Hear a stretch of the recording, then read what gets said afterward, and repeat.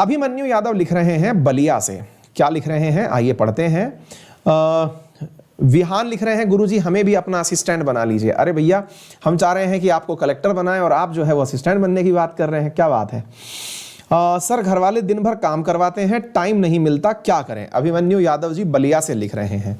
देखिए बेटा, घर वाले काम करवाते हैं इसलिए नहीं कि आप जो है उनको काम वाले के रूप में मिल गए हैं, वो इसलिए करवाते हैं कि वो आपको अवेलेबल देखते हैं, आप उनको दिख रहे हैं तो काम बता रहे हैं। एक काम करिए, हमारे कहने से 5 दिन अपने मामा मौसी के चले जाइए, क्या आपके घर का कोई भी काम रुक जाएगा आपके जाने से?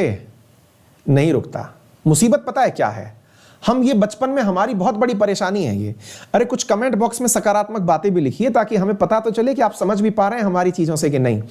थम्स अप वगैरह करिए, आपको हमारी बातें समझ में आ रही हैं या नहीं, हम कुछ आपके लायक बातें बोल पा रहे हैं कि नहीं बोल पा रहे हैं। पता चल रहा है कि हम केवल खींचे चले जा रहे हैं मामले को, हैं?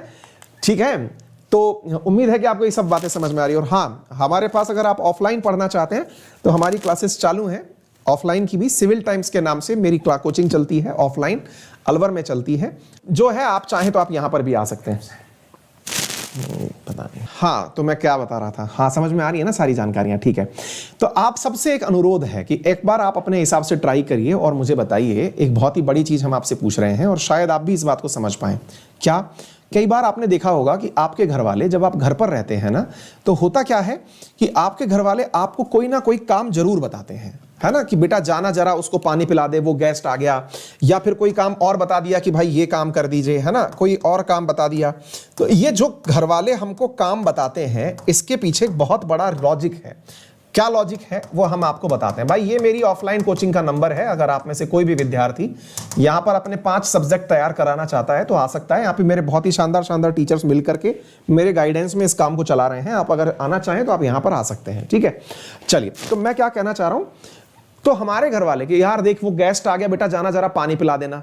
फिर गेस्ट आ गया, बोले बेटा जाना चाय बना लाना।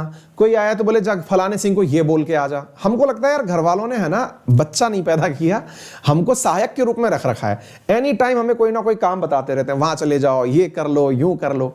आप किसी भी चीज से परेशान ना हो, इसलिए परेशान ना हो प्यारे साथियों, क्योंकि वो आपको अवेलेबल पाते हैं तो बताते हैं। तो हम करें क्या, पहले तो प्यार से अपने पिताजी को समझाइए कि देखिए जब हम पढ़ रहे हो तब आप हमें मत बोलिएगा।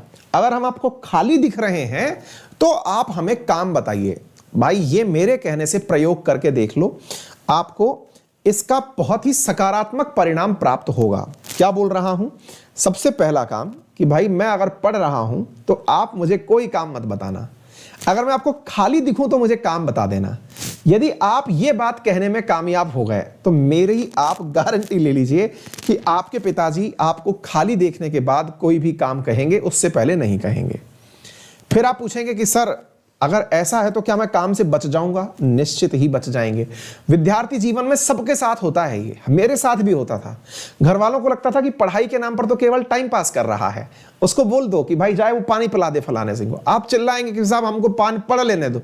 आप उनको समझदारी से समझा दीजिए, हमारा एग्जाम है, हम चिंता में हैं, वो मान जाएंगे, क्योंकि आपके दुश्मन नहीं है भाई, वो आपके घर वाले हैं, ठीक है।